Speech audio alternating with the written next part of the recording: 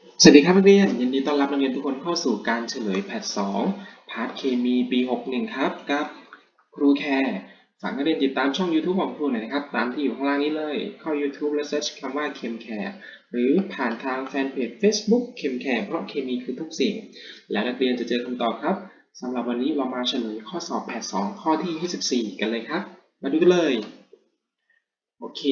จากที่เราทำมาตั้งแต่ข้อที่1ถึงข้อที่23เนี่ยยังไม่เจอเคมีอินทรีย์เลยนะแต่ว่าข้อนี้เป็นเคมีอินทรีย์แล้วครับข้อที่24นะครับโอเคโจทย์กำหนดสารมาให้ทั้งหมด3ตัวเขาบอกว่ามีมวลโมเลกุลเนี่ยเกือบเท่ากันนะข้อใดสิ่งที่โจทย์ถามนะครับข้อใดเปรียบเทียบจุดเดือดของสารแต่ละคู่ได้ถูกต้องโอเคถ้าพูดถึงจุดเดือดเนี่ยเราก็ต้องดูก่อนว่าสารเนี่ยกำหนด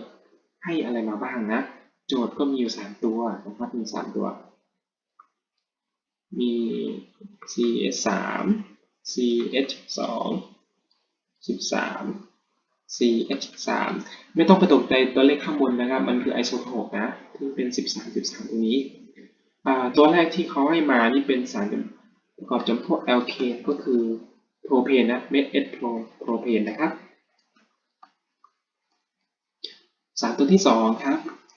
CH3 CH2 15NH2 ตรงนี้มันเป็นสารประกอบจำพวกเอทิลามีนนะเอ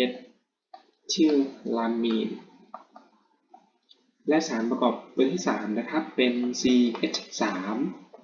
CH2OH นี่โอ้ง่ายเลยครับเป็นเอทานอลดังนั้นในการเปรียบเทียบจุดเดือดเนี่ยเราก็ต้องดูก่อนนะครับว่ามันมีหมู่ฟังก์ชันที่แตกต่างกันถูกไหมแน่นอนครับสังเกตดูเลยว่าเอทานอลกับเอทิลามีนเนี่ยมันมีไฮโดรเจนบอนด์ครับมีไฮโดรเจนบอนด์แน่นอนครับสารใดก็ตามที่มีไฮโดรเจนบอนด์เนี่ยจะมีจุดเดือดที่สูงนะครับส่วนโปรเพนไม่มีไฮโดรเจนบอนด์นะไม่มีไฮโดรเจนบอนด์ดังนั้นจุดเดือดของสารที่เรารู้ได้อย่างชัดเจนเลยว่าจุดเดือดต่ำที่สุดเลยก็คือโปรเพนครับโปรเพนนะจุดเดือดต่ำสุดนะโอเคต่อมาครับก็เหลือเอทิลามีนกับเอทานอลครับเอทิลามีนกับเอทานอลเนี่ยสังเกตครับมันมีไฮโดรเจนบอนด์เหมือนกันแต่ว่าเอทานอลเนี่ยมีไฮโดรเจนบอนด์ที่แข็งแรงกว่านะ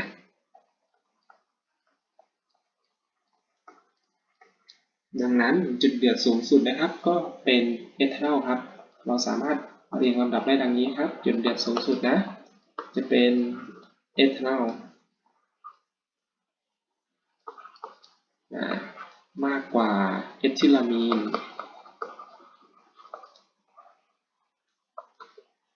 แล้วก็มากกว่าโพรเพนครับข้อนี้ไม่ยากเลยก็จะพูดถึงไฮโดรเจนบอนด์แล้วก็หมู่ฟังก์ชันนะโอเคครับงั้นเราลองมาดูว่าแต่ละข้อเขาเปรียบเทียบได้ถูกไหมตอนแรกเขาบอกว่าโพรเพนสูงกว่าโพรเพนสูงกว่าจุดเดือดของเอทิลามีนถูกไหมคำตอบคือผิดครับข้อที่2โพรเพนจุดเดือดสูงกว่าเอทานอลก็ผิดครับข้อที่3เขาบอกว่าเอทิลามีนมีจุดเดือดต่ำกว่าเอทานอลเอทิลามีนมีจุดเดือดต่ำกว่าเอทานอลถูกต้องครับข้อนี้ตอบข้อที่3ได้เลยครับตอบข้อที่3นะมาดูข้อที่4หน่อยครับเอทิลามีนจุดเดือดของเอทิลามีนเท่ากับจุดเดือดของเอทานอลก็ผิดครับแล้วก็ข้อที่5โพรเพนจุดเดือดเท่ากับเอทิลามีนก็ผิดครับดังนั้นข้อนี้ตอบข้อที่3ได้เลยครับไม่ยากนะครับนักเรียนลองทบทวนดูนะว่ามันเป็นหมู่ฟังก์ชันมันเป็นสารประเภทไหนมีไฮโดรเจนบอนด์ไหมก็เปรียบเทียบกันได้นะครับโอเคข้อนี้ครูก็ขอจบไปเพียงแค่นี้ก่อนนะครับเป็นกำลังใจให้นักเรียนทุกคนโอเคสวัสดีครับ